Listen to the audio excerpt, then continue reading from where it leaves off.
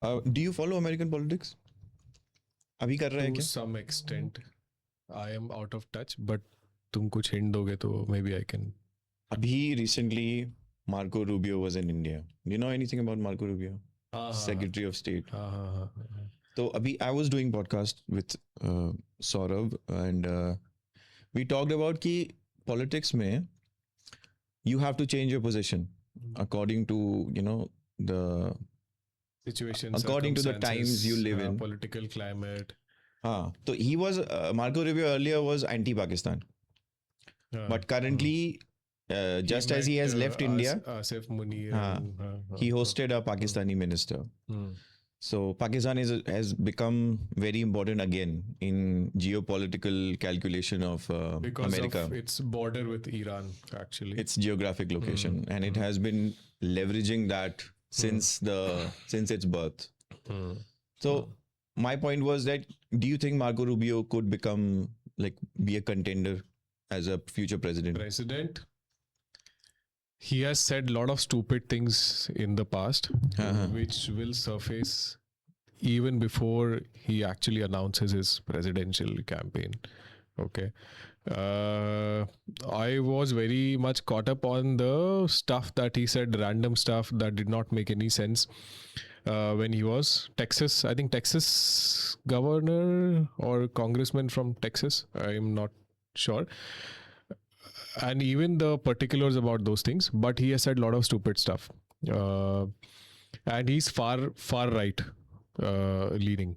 Currently in Trump cabinet, he seems to be the most level-headed person. There's this one small instance where he's handing a note to Trump, and Trump is reading the entire note. And he read it aloud. And he was shocked. And he read it aloud, and he was looking at him. Is he that stupid that he's reading the note aloud? नहीं, पर मेरे को ना ये हम लोग I discussed it a lot. I do not like how America has under Trump has completely changed. Like all the progress that American foreign policy had made with India, like years and years of hard work has been sort of ruined because of Trump. Ideology of or understanding. He has no ideology. Trump की बात ये है कि Trump has no ideology. He's more about money, about business, and the deliverables, which he can sort of declare to the public as a win. I will say he has ideology, but he doesn't have a stand, a long following, something that he's following since last 10-15 years, a certain stand. He's very opportunistic, changes the way he will talk to people or behave with people depending on the situation. One day India is the biggest friend. He did a Howdy Modi event in his first term, and now he's calling India hello and whatnot, and meeting Pakistan's prime minister, hosting them and hosting their military chief. So he doesn't have any ideology or stand, I would say. That is exactly right. He basically is a businessman, and he's actually a front for American deep state. Correct. And he clearly is in it for sort of advancement of his own legacy, because he cannot become president again after this. This is his last term. So obviously, he was pushing very hard for a Nobel Prize. This is like a legacy play, because he has very little time, and then the midterm elections would happen, and by all accounts midterm election will not go in favor of Republican Party. So he'd become a lame duck president after that. So it would then be about who then takes it forward, because JD Vance is over.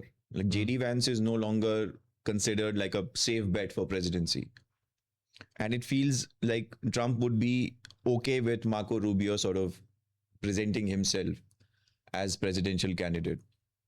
And Marco Rubio, since I think he's also a Latino, so he also would be, I think, much more of a acceptable candidate, because he's not like a pure southern white redneck kind of candidate. But if you see, I've not heard Marco Rubio give any defining or some statement that is of consequence or importance.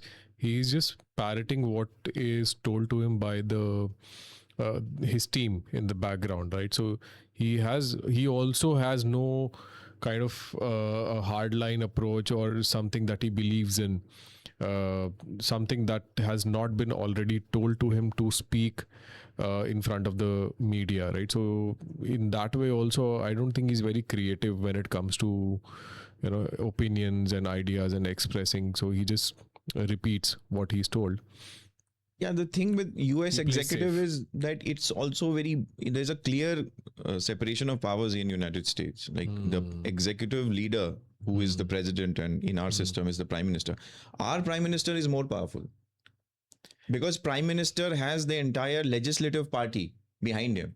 So if he pushes for something, if he's a strong personality, then he can get any legislation passed. That's because he holds the majority in both the houses. Yes. That is one point. Plus, he has that, how should I say, that aura or that standing between his MPs and opposition parties also, that this is Modi's agenda. So they take it very seriously. They don't oppose it that vehemently as it was done in his first term, maybe. So now he has global acceptance also. So that also matters. The relationship he has with foreign leaders, that's also taken into account domestically, I believe. That matters. But what I was saying was that even the constitutional setup is such that US president can sometimes be left with a lot of executive authority, but may not have sort of legislative backing. Yeah, he needs So he Senate cannot approval, pass any Congress approval for Yes. every small decision. Yes, exactly. To go into war with any country, they need Congress approval. That's why they don't call it war. They call it special military operation. Correct. Because in order to term it as war, they'll have to take permission from legislature. And then they have to appropriate budget for it and explain why so much taxpayers' money is going into forwarding their own personal military agenda of that party. Or some people are saying the whole thing was started to distract people from the Epstein controversy also. But if that was the agenda, they would have stopped a long time back. Like after 10, 15, 20 days of war, they would have stopped. But even now, there's no certainty that after 60 days of ceasefire, things will go back to normal. Both sides are ready to attack each other the moment that 60-day ceasefire ends. Nothing came of it. Like now, no one's talking about Epstein. And like a lot of big names were involved in Epstein, the whole Epstein scandal.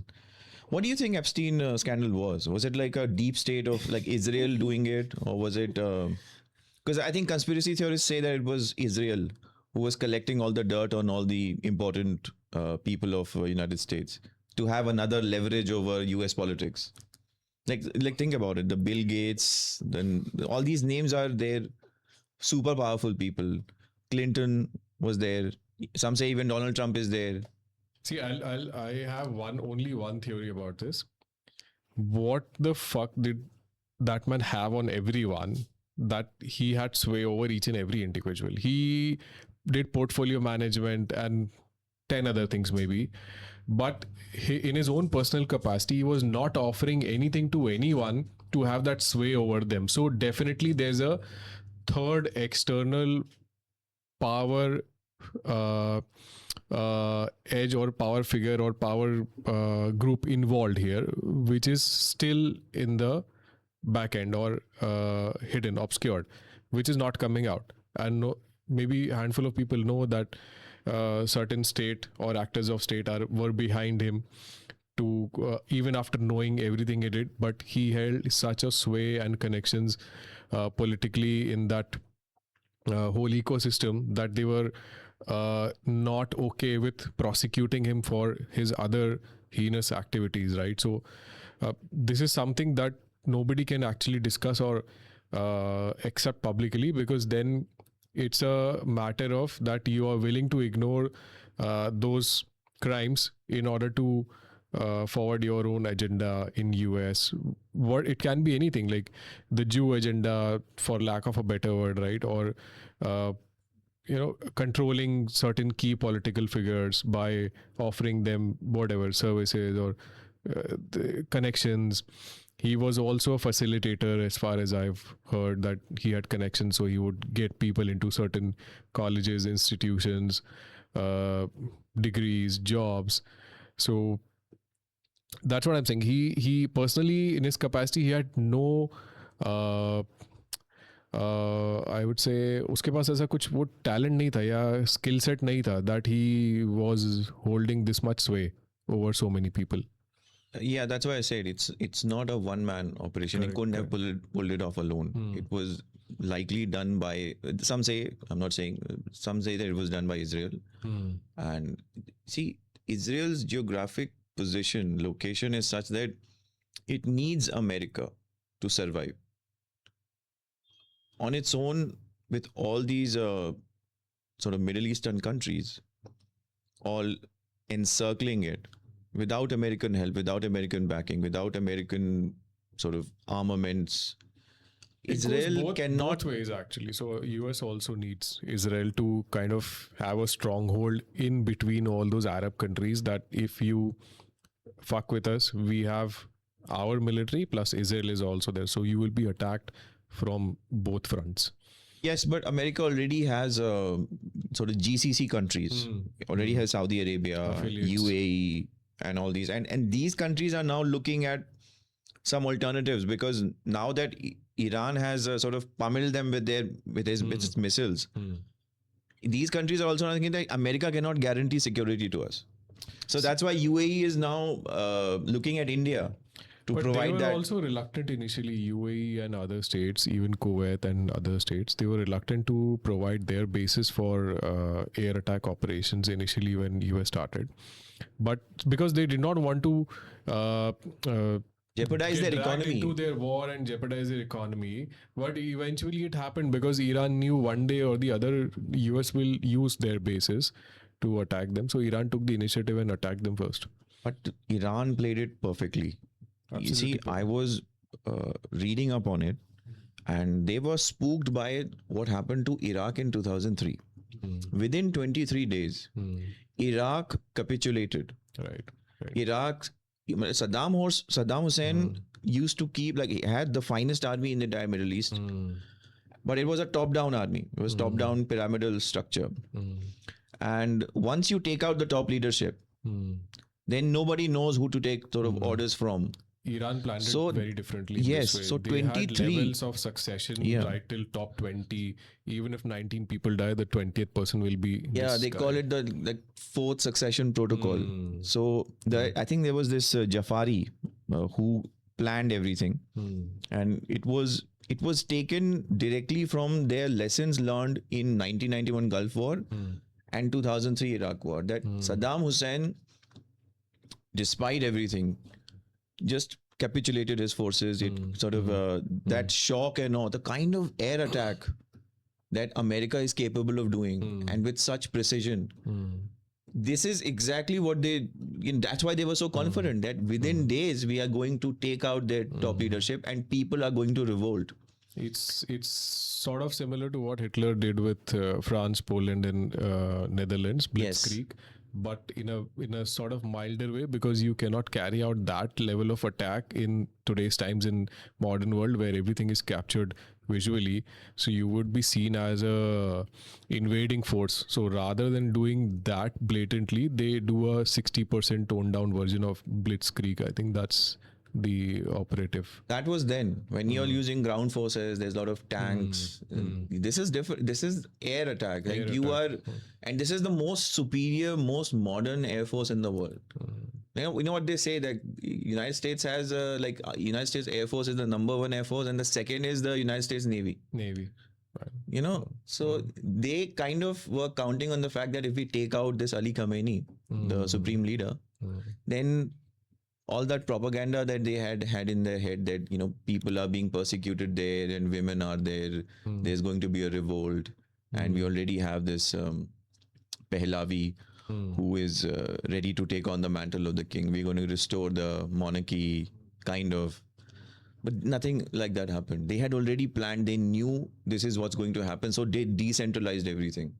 But I think US also knew that Iran had this succession plan ready, and US and Israel were also ready to decimate it step by step the moment someone else took over.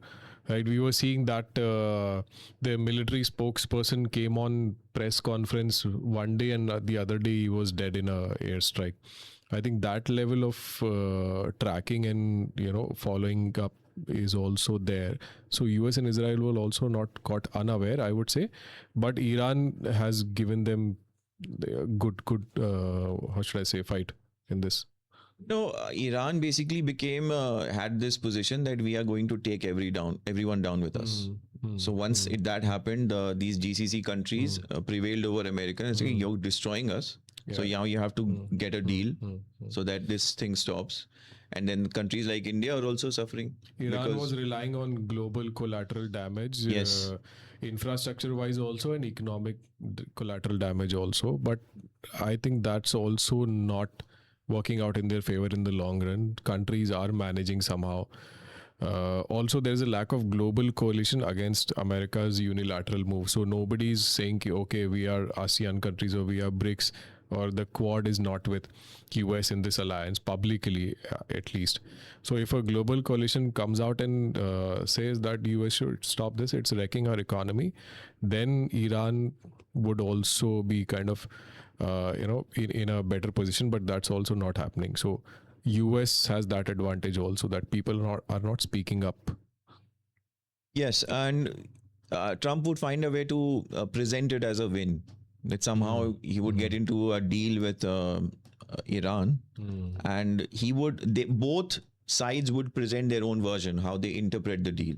So Trump would sell it as a victory for his side, and Iranians would say, look, this is what we achieved, and now because Iranians, don't forget, have 25 billion US dollars lying elsewhere.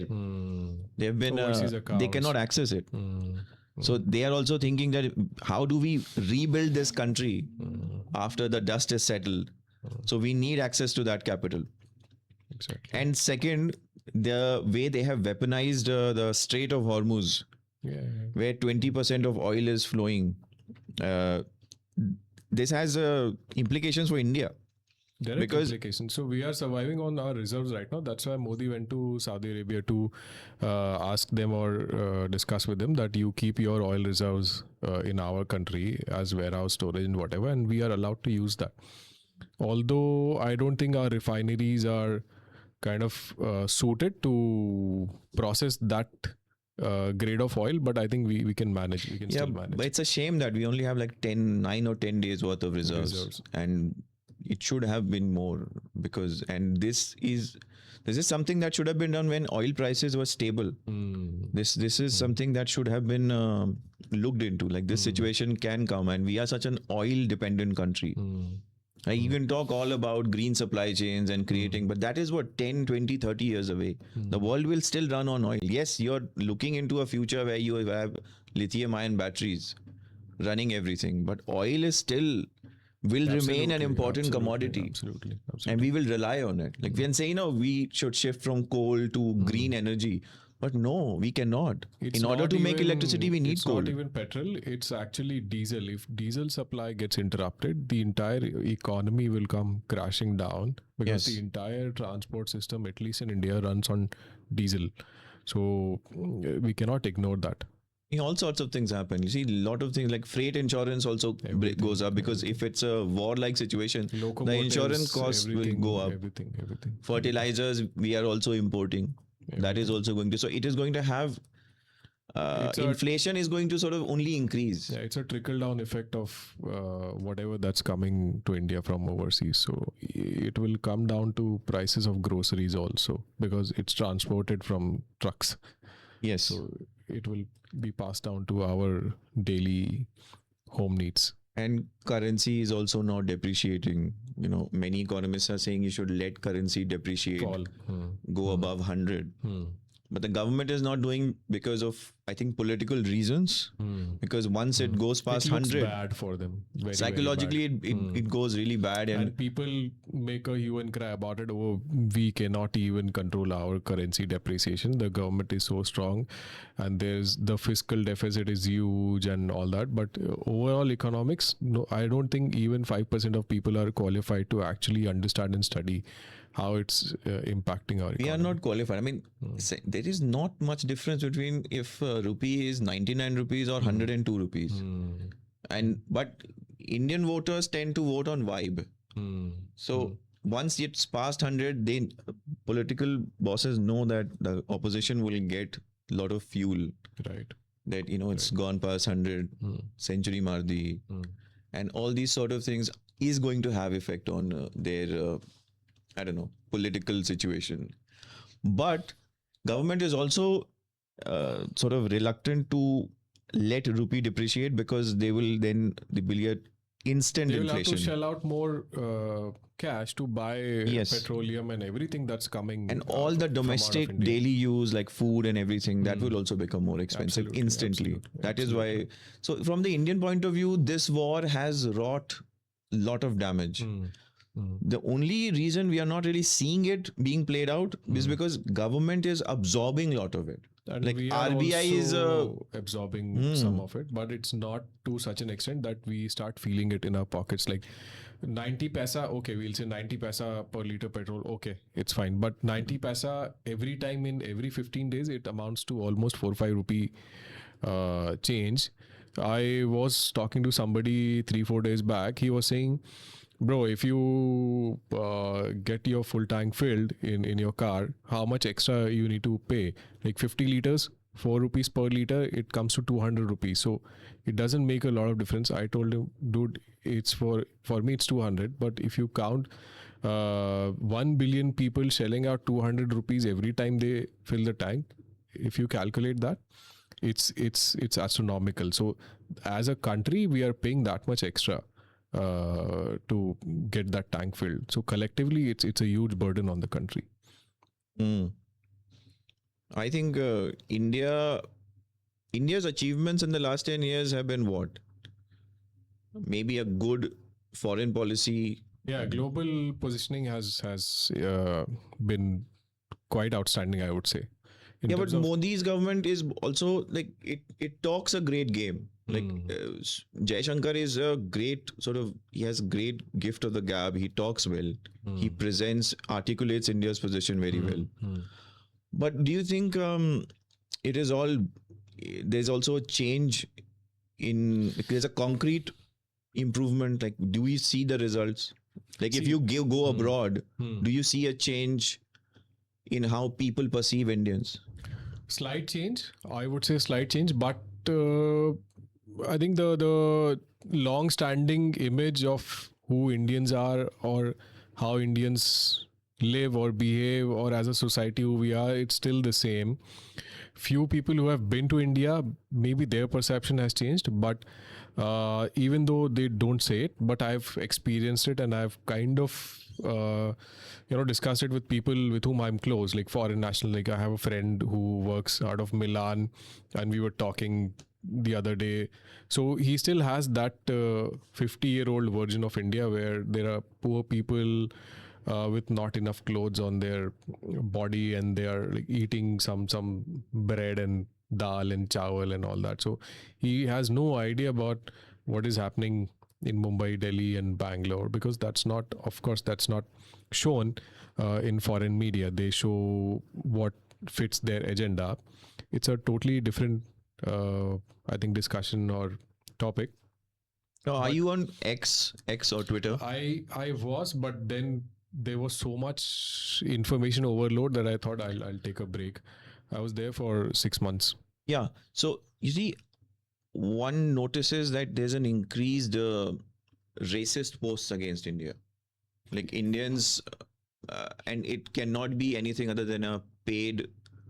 Yeah, absolutely. So neighboring countries have a lot of people who are jobless, unemployed, and who are hired by marketing agencies from outside, from European countries, from North American countries. They have shadow agencies who hire people to post such things and sort of manipulate public opinion. Because see, I'm a simple person. If I see somebody, John van der Dijk from Netherlands, saying some crap about India, I would tend to believe it, because we, as a country or as South Asian or East Asian people, we feel that Europeans or whatever North Americans, their opinion matter, and what they say, it is still a fact, although it might be changing, and what they say is sort of can be actually taken for its word. But it's not the case anymore. But people are gullible and they still trust European or North American Caucasian word over what's actually on the ground. So that kind of creates a narrative against South Asian people, right? So it's a paid, I would say, propaganda.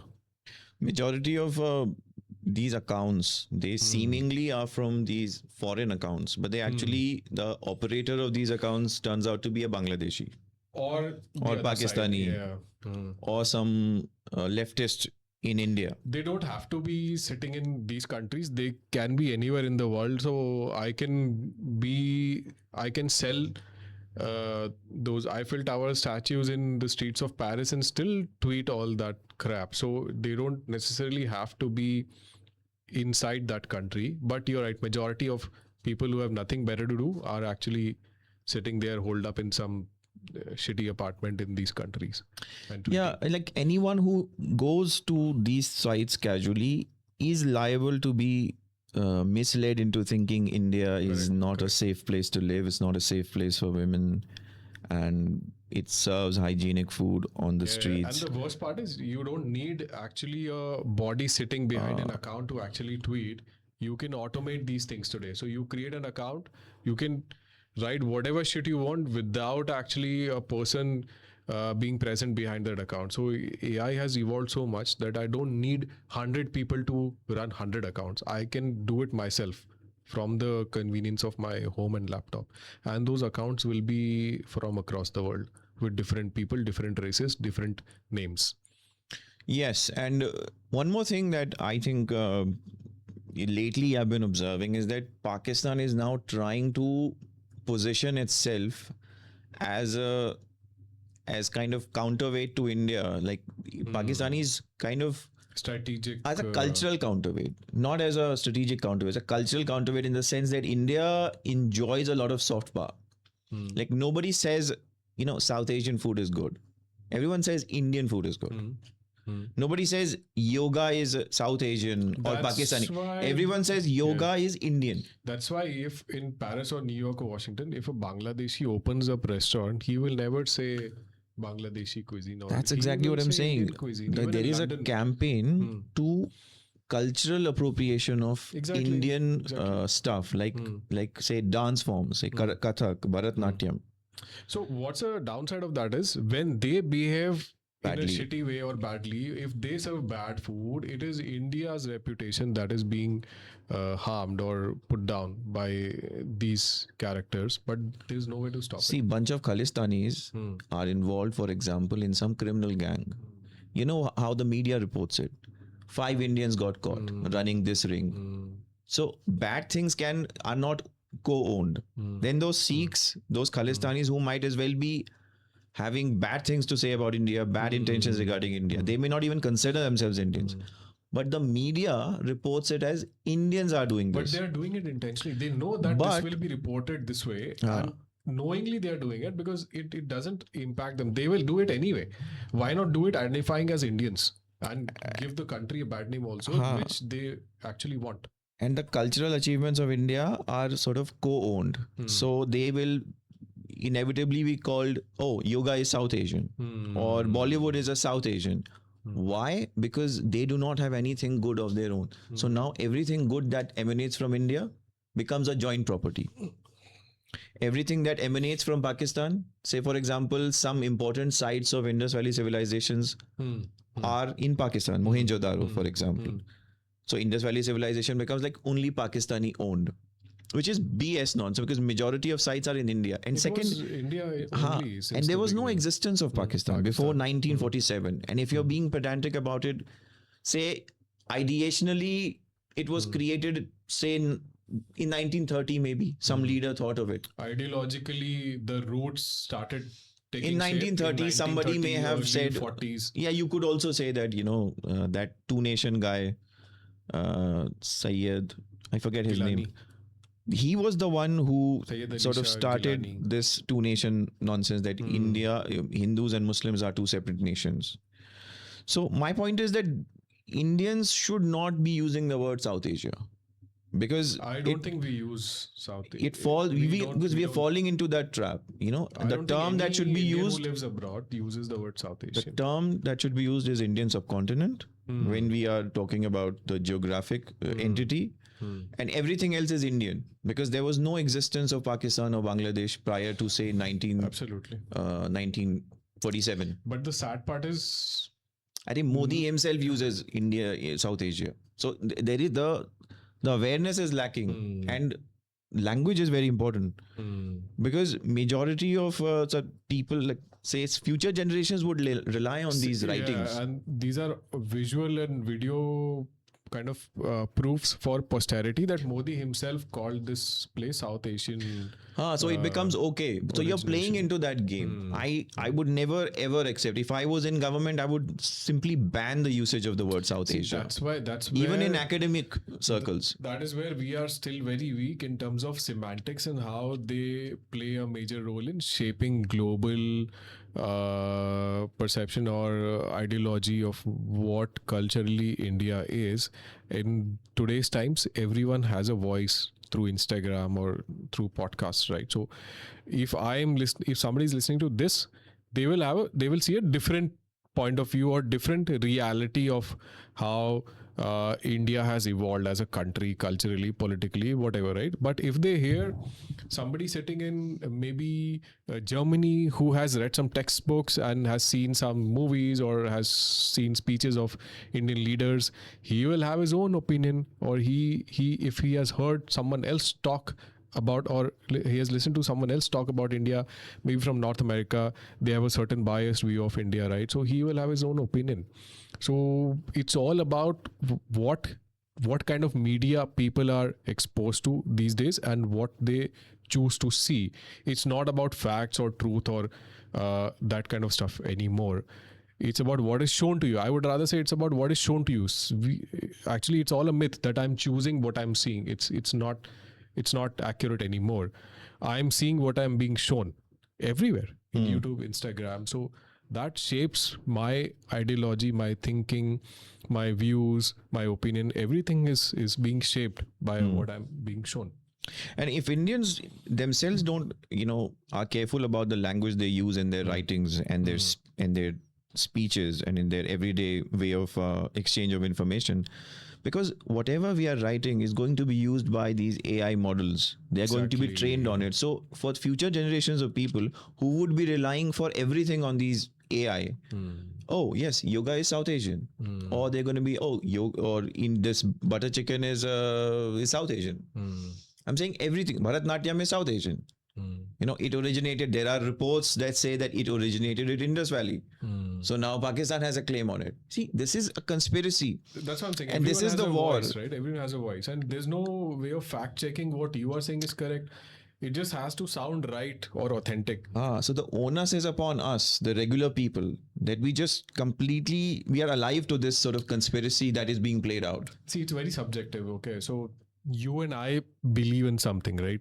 Third person sitting here may believe in a different thing. So it's all about how my thought process, ideologies have shaped what kind of content I've read. My understanding is that, say, pre-AI, there was absolutely zero doubt that India was facts were facts. Pre-AI, facts were facts. Yes, this is but fact. Here you can sort of repeat the information, and then you can just make it manifold with the help of technology, and then you can present it as an plausible viewpoint that even if it may not be accepted by experts, ordinary person would become vulnerable to accepting it as truth if he's just a casual reader. That's exactly what I'm saying, and that does not make him wrong. That makes him maybe ill-informed, or he has limited information, I would say, or a different side of the same information, or something that has been added on top of that information. So again, it comes down to what he's being exposed to. That person is being exposed to. So the game is totally now what people are seeing or what they are being shown. I am a bit optimistic about it because people can see through the nonsense. So there is always a counter measures are taken against any conspiracy. And I think people are alive now to this this thing being played out that Pakistan is trying to culturally appropriate all this, and it's not just Pakistan; it's also the Europeans who are trying to claim Rig Ved. By saying Rig Ved was probably it was composed not in India. It is more likely a European. It was then somewhere in Central Asia. It may have been composed, and then those people migrated to India, and then they sort of mixed with the local population, and that's how Indian culture was aggrandized like this. So it's not just Pakistan. I mean, it's just one example I'm taking. Cultural appropriation is a reality, and a lot of Indian wisdom is repackaged by the West. Absolutely. And presented it as like something great. Like pranayam becomes breathing exercises. Yogas are also appropriated. So that's what I'm saying. Like we need to be sort of countering this. That guru Deepak Chopra, he has completely like taken over LA celebrity scene. His name also came up in Epstein files. I heard, but yeah, anyway, different topic. So people like him, to some extent, I think he's also culturally propagating what India has to offer, only because he has Indian roots or he is Indian. Okay, only because that. If some white guy would have done it, I don't think he would have given credit to the Indian origin of that thing that much. He would have No, I don't think Deepak Chopra sort of presents it as its own. I think he does give credit. I followed one conversation he had with Swami. Even if it does not, he's Indian, so it automatically his name is Deepak Chopra. And he was in conversation with Swami Sarvpriyanand. Do you know Swami Sarvpriyanand? He's good. So I never felt like that with him. I think these guys are not the problem. The problem is something else. Indians themselves falling for the propaganda of the West. Right. Like reading someone like Audrey Truschke, who's like very controversial leftist historian, who says all sorts of nonsense that Aurangzeb did not commit any kind of atrocities against Hindus. In fact, Aurangzeb gave money for temple construction. See, I'll tell you where this is coming from. Indians as a society hate other Indians, and this is the bitter truth.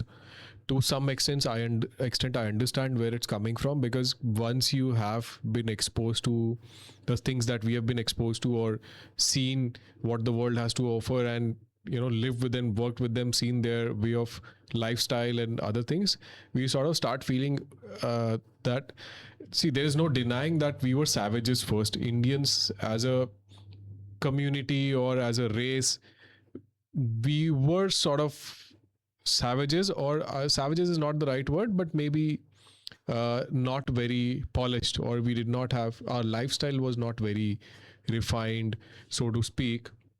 Not the entire population, I'm saying. So like some cultures or some civilizations were very advanced in terms of construction or science and everything. I know there's a whole different side to it, but culturally we still feel that even if we see today majority of population, they do things that are totally not acceptable, right? So where is all that coming from? It's not like they don't know, but it's ingrained in their like families or generation that it's okay to do such things. I will not take examples, but you know what I'm talking about, right? So I think we still have a long way to go, and that's why people like us who have been exposed to all sorts of different cultures and thoughts and ideologies, not us, but some other people who are not that I would say mentally or sensitively involved, they look down upon such Indians. Yeah, I think the use of the word savage may be controversial. I don't think we are savages, or I mean, if you're talking about prehistoric Homo sapiens, then yeah, you can say they are savages. I would say that we had one of the most sophisticated, oldest surviving sophisticated civilization. And we are a continuing civilization. And the seed is caused by the fact that when somebody tries to appropriate it, tries to give some kind of context that, Indian civilization is not really an Indian civilization. There was a migration because there was this Aryan That's invasion absolutely theory. incorrect. There are writings in No, Tamil but you must remember script. when we were in school, wasn't there in the textbook something called Aryan invasion theory? That was total propaganda. I think it has been removed Right. now also. So Aryan invasion theory was Indians were teaching to their own future generations as something called Aryan invasion theory.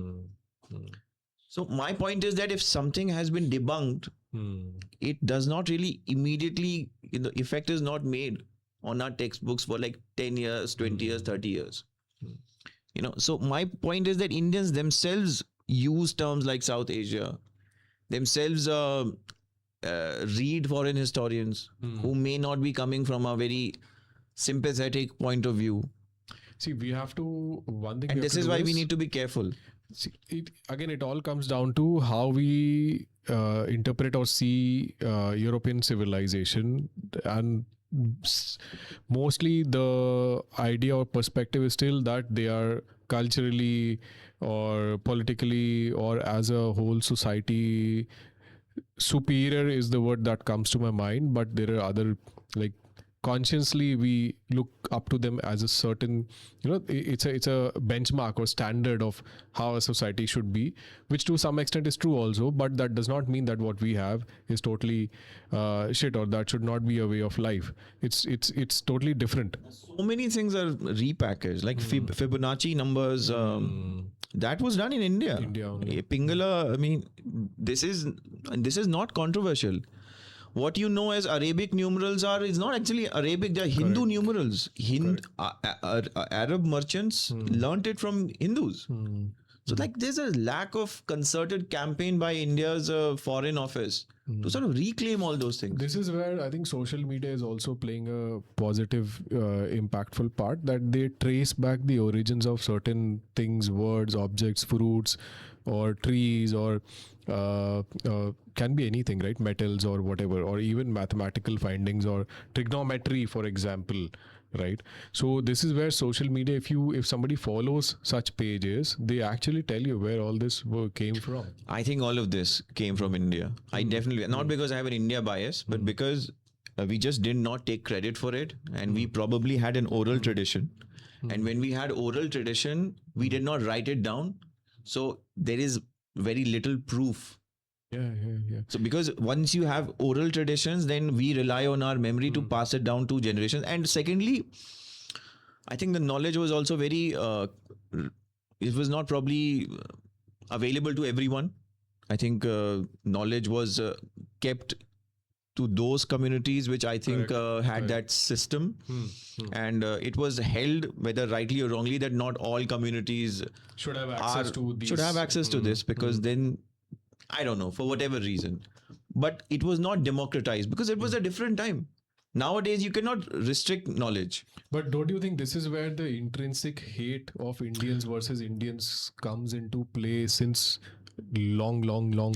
Yeah, I think we're talking about caste system. But I think caste system... Yeah, I mean, I don't want to label it as caste system, but in general, like, Indians hate sometimes what we stand for or we have come up from. Like, so when I said savages, I meant this, like, people who don't observe cleanliness or don't understand that throwing garbage in front of their own home or shop or that. So it has come from a very long, deep-rooted way of life, which is okay in their families or their generations, but this is where we need to, like, self-educate.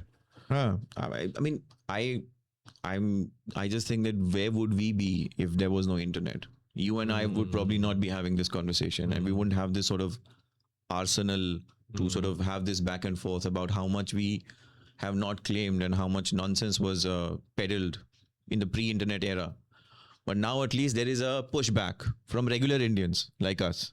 Yeah, and even some foreign. So that in itself is a progress. Yeah, even some foreign content creators. I was watching a reel, ironically, yesterday of some Spanish girl who must be in her 20s, where she cited an article she read when Columbus met Indians, and then what happened. So I'll just describe it in brief. Columbus described Indians as very simple beings who trade stuff in exchange for what you give to them. So he explicitly wrote that Indians gave me something for even if I gave them a broken piece of glass, which was maybe new to them, or broken piece of ceramic, which was also new to them, with something they had. So if they had some silver coins or silver medal or copper medal, so which they thought is the appropriate trade value for that, so they gave it back to them. So this is how he realized that I can give them stuff that I have and take stuff from them which is 100 times of more value where I'm coming from. So this is where the philosophy or trade ideology of extracting stuff from India in exchange for maybe what they have, which is of a much lesser value, came from. And after looking at that kind of docile nature of Indian people, they also realized that this can also be one-sided, that they can just take from these people and they would not object. They were very confrontation, they were not very should I put it, not very inclined towards confronting. So they just wanted to live in harmony with other people also who came to them. Of course, the white skin maybe factor was also there. Nobody's saying that. So Indians were always obsessed or in awe of white skin. Yeah. I think India's was also, I think there was less fascination with white skin then. I think all of our gods are dark skinned. No. All of our gods are dark skinned. How do you explain that? How is it that Ram is dark skinned? How is it that Krishna is Ram skinned? If early Indians were that obsessed, I think it's a recent development, this fascination with fair skin. When you say recent, what do you mean? I would say 200, 300 years. 300 years. Okay. Yeah, I do not think that people cared about it. I don't think the beauty standards were same as they are, say, right now. The sad part But even that is now changing. Now you have a lot of tanned models, a lot of these... See, even in wealthy, affluent Indians, the benchmark of your success is... nobody says it or accepts it, how well blended you are with European culture or foreign culture.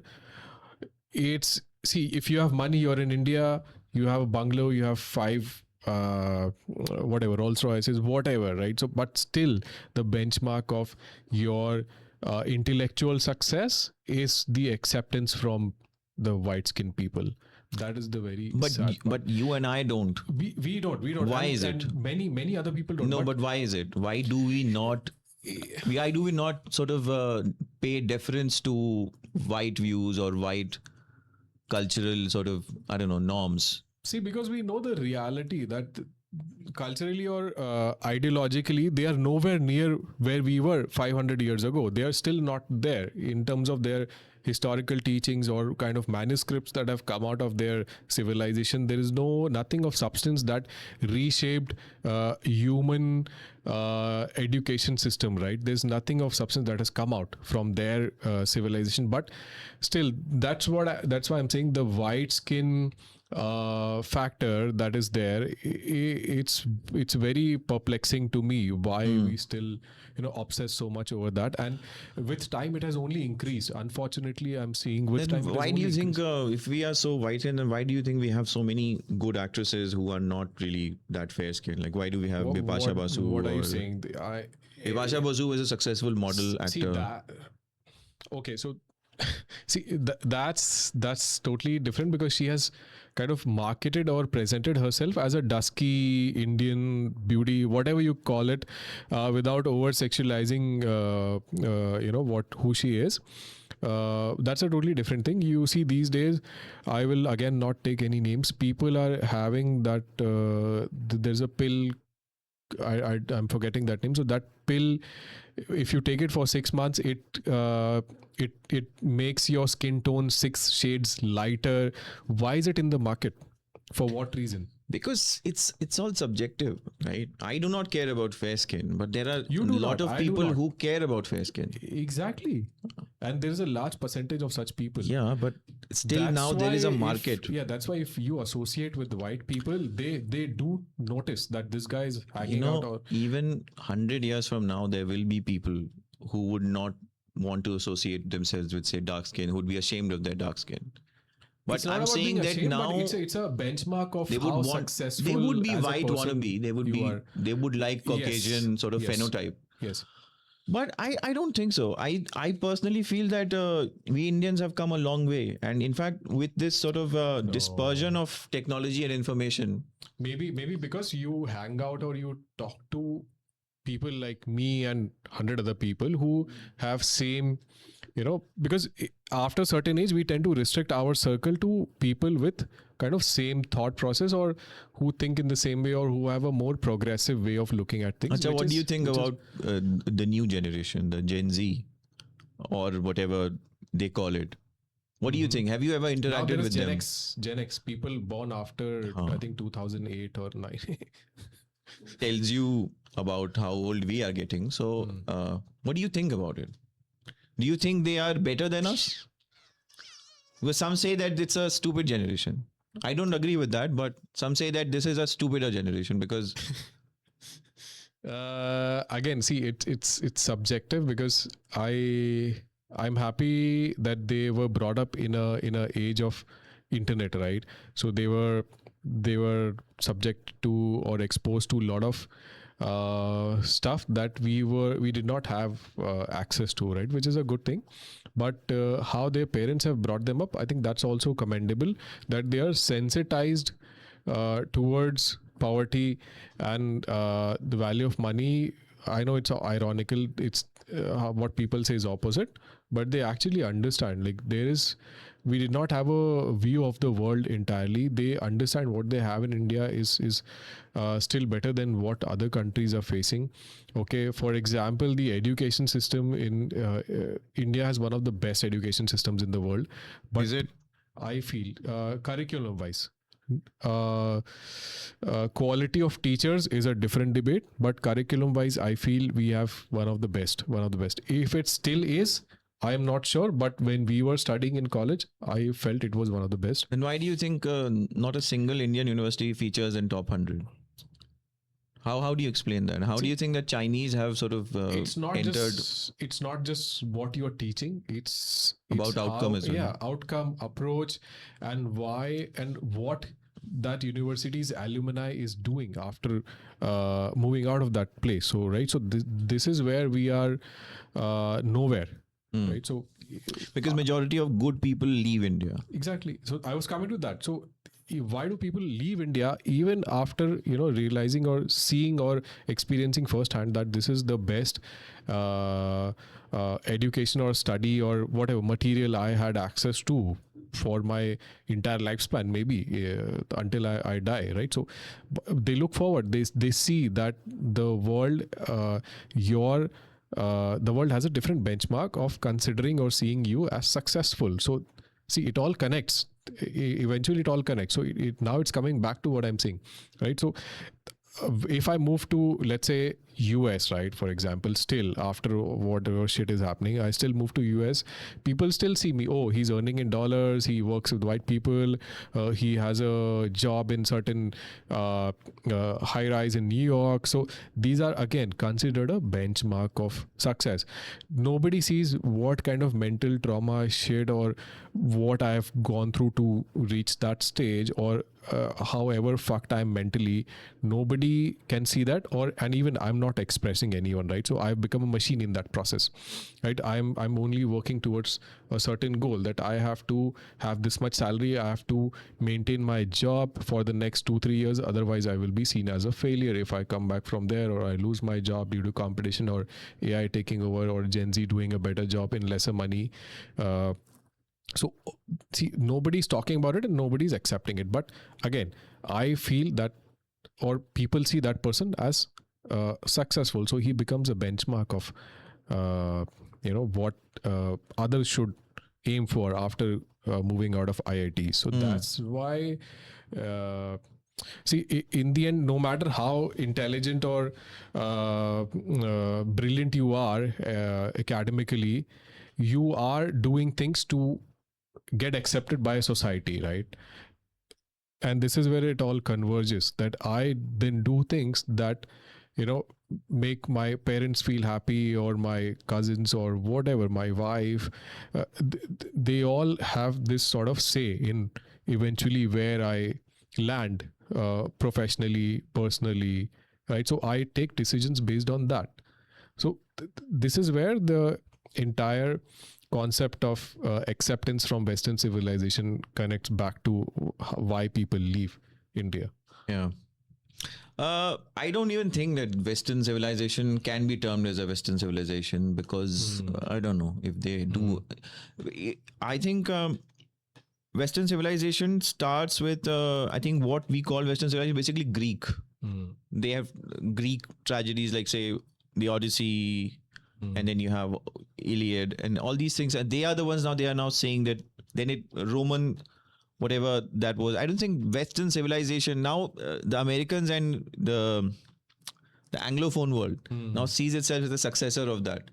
So it owns everything, even though they are like completely different things in a way.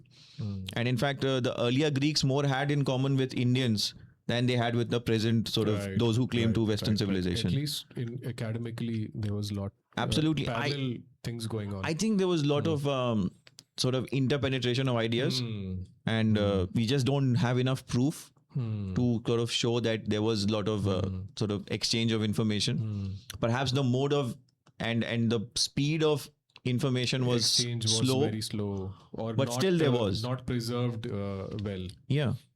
But I think if we were engaging in commerce with them, then obviously we shared ideas and we developed ideas and we refined those ideas. Did you read that news that we, Dutch gave back those coins, Chola coins, back to and Modi was there. Yeah, back to. I may have read about it. Yeah.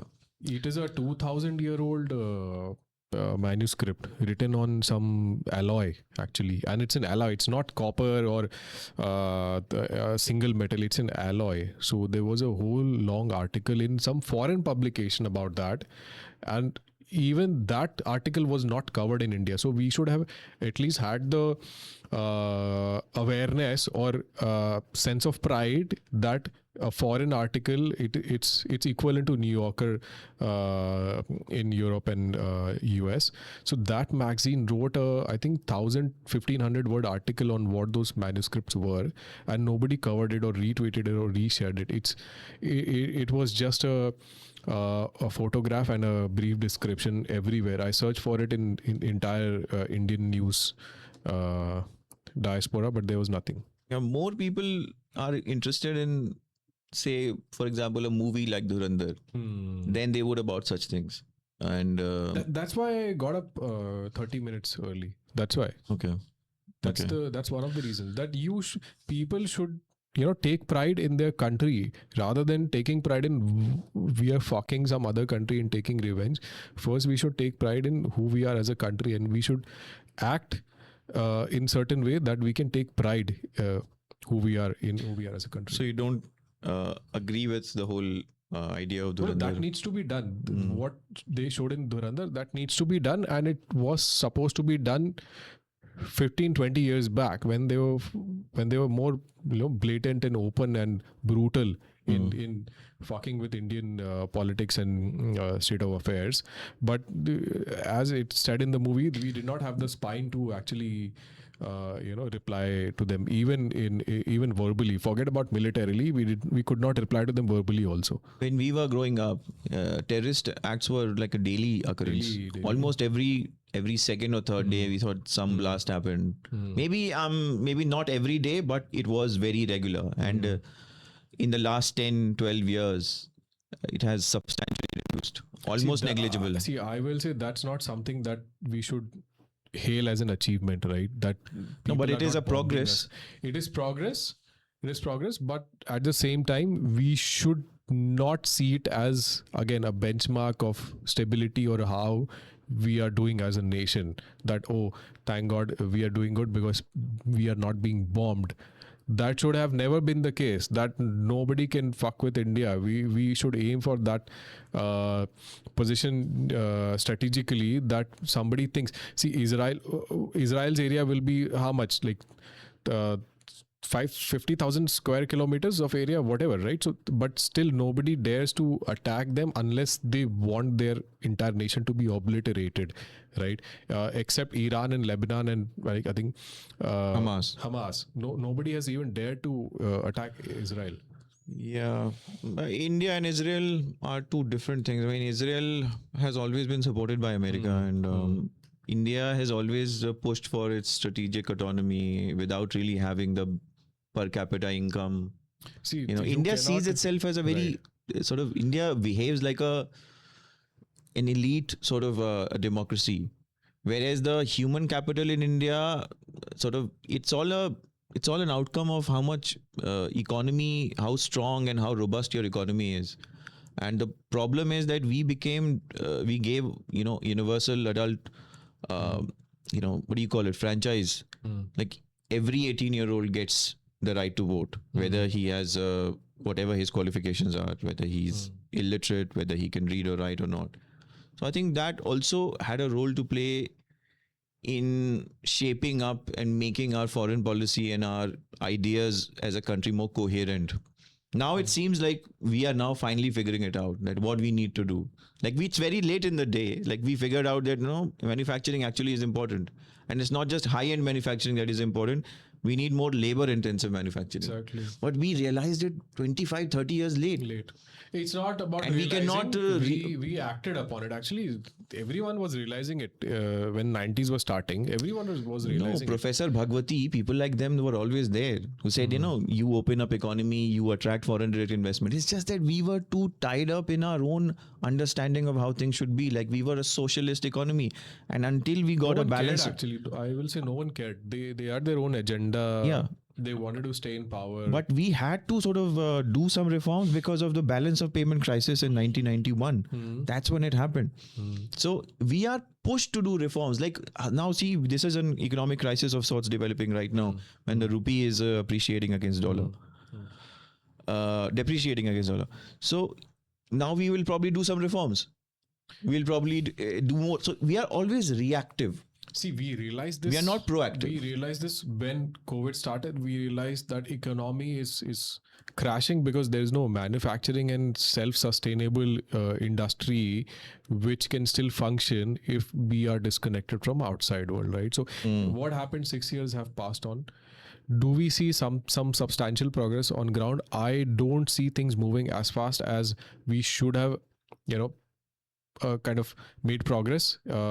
Even after seeing firsthand what can happen if we do not have enough jobs domestically to support our population. But even then, that has not changed.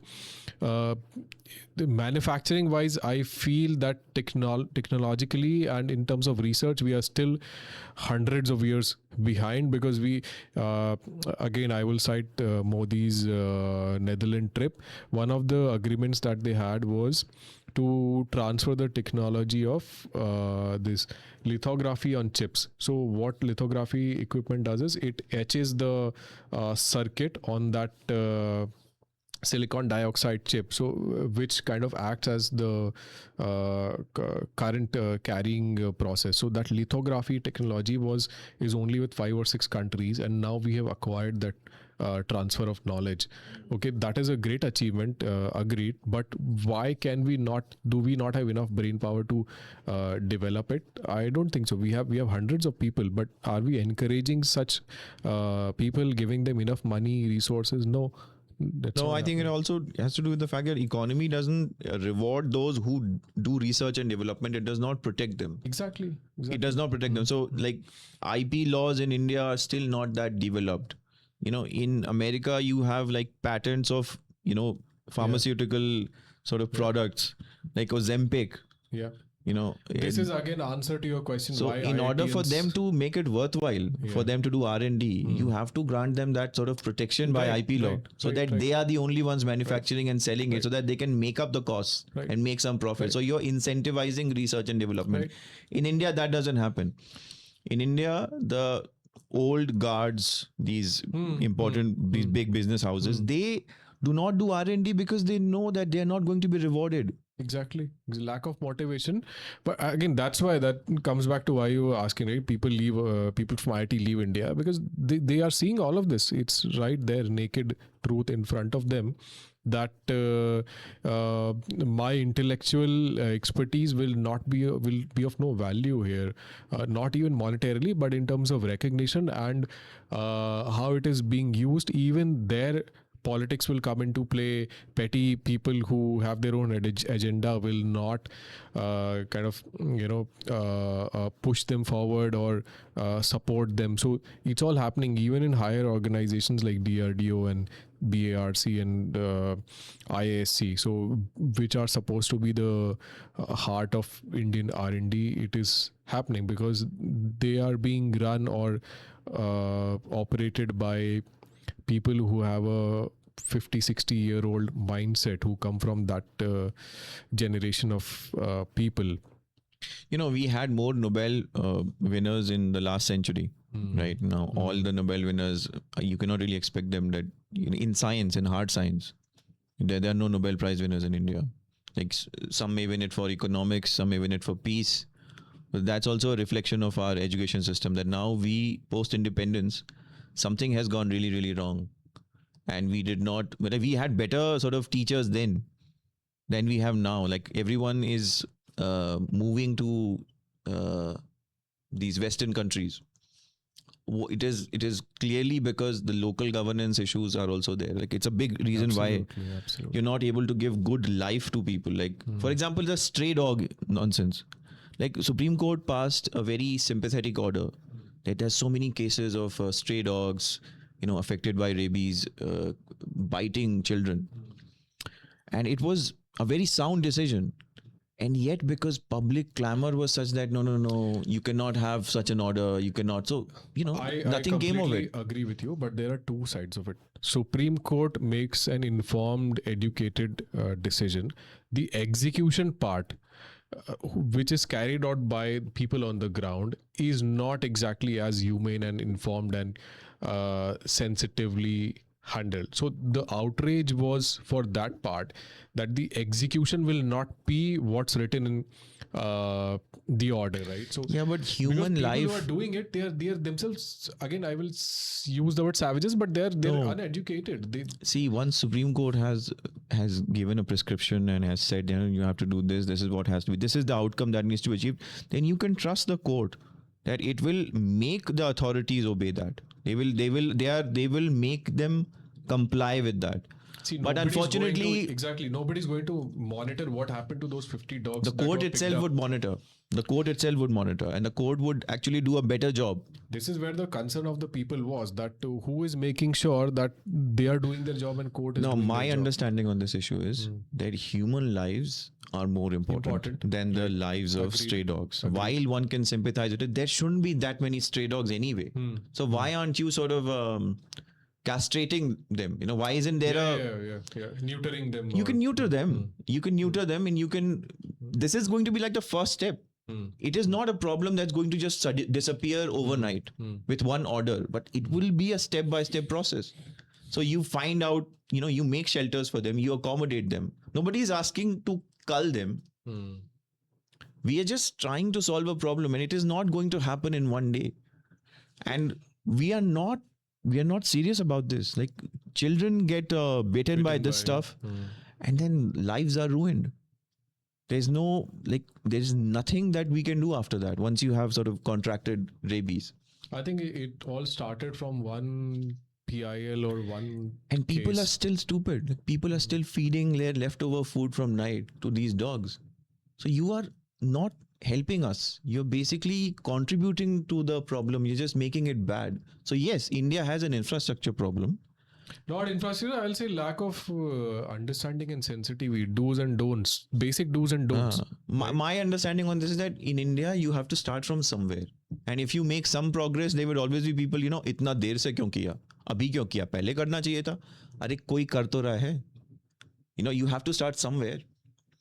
So I also think that this is what the issue is, that the stray dog problem cannot be solved in like one day. But at least Supreme Court had a solution. You have to give priority to human lives. Do you think we should create a separate maybe state or carve out a place Now, I as love that idea. as idealistic as maybe Singapore or Dubai? Yeah, it would be like a island of meritocracy where there would be no reservations. It'd be like free business. Exactly. You can have a Hong Kong within India, a Hong Kong, Exactly. Singapore, like, and you can have multiple such cities. They Separate they tried stock it out market. something with like Gift City, but it's not exactly the same. It's tax free. Zone, Make a but Dubai. yes. Make a Dubai in Yes. India. Yeah, you can do that. I don't know Because if you they will see- ever do that. Yeah, because you see, 40% of Singapore is man-made. They've actually put sand, tons and tons of sand in sea. Same with Dubai, the Palm Jumeirah. It's all man-made, right? So we can also reclaim land from sea, and we don't need to actually. We They have already land. did it in Mumbai. Mumbai is also was an island. Yeah. So we don't need to actually. We can do it anywhere. We have like thousands and thousands of kilometers of coastline. We can do it anywhere. Southern India is the best place to find such, nice. It's a green, good- lush area. You can carve out certain like 3,000-4,000 acres of land and then build something on top of it. Yeah. So I don't think it's such a novel idea that nobody has thought of it. Why we have not acted on it? We certainly have the funds, and external governments will also fund it, because we are strategically we have a key presence in Indian Ocean to act as a port also. If you see Singapore, if Singapore can handle 60% of traffic that comes from Japan, China, Indonesia, Vietnam, and Malaysia, and it can act as a port for ships from those countries, why can't we? Right? Yeah. I love that idea, but I don't know if it is if it can be executed in India because of Indian politics. You cannot give a free rein to private players Nobody will say and make no. a city. You can do that, but depends on who is executing that. See, whether again, what is the vision behind it. Then if you give 80% of contracts to Adani and Ambani, then people will raise eyebrows. So that needs to be controlled. I think when Adani Ambani criticism happens now, I think it's a bit unfair. Sometimes I think that Adani has actually shown that he can handle these important critical infrastructure. He has a track record. That's why he's getting the contracts. He has actually shown that he can do it. See, I'm not saying from that In point India, of view, there are looks- business entities who are fly-by-night operators. They cannot even carry out their own terms of the contract. I know. The entire Navi Mumbai operation was given to Adani solely because of their infrastructure capacity to handle those operations. Yeah, I think we're cargo falling operations. into Congress propaganda, left propaganda. If we say Adani Ambani, I really think Adani gets the job done. I feel that also, but it cannot be that everything is going to Adani. We certainly have more people who are equally qualified in infrastructure and economically they have the working capital to put together or work in parallel with these guys also. I don't think these are the two players only in India, right, who can contribute towards execution of this plan. I think it's mostly there are many players and they are also getting the job done. It's just that in the popular consciousness, smaller Adanis and smaller Ambanis. In the popular consciousness, because of this meme culture and reel culture, now people are sort of being pummeled with this idea that only Adani and Ambani are progressing. Those who are working, they are progressing. There are a lot of unicorns. Absolutely. There's a reason why.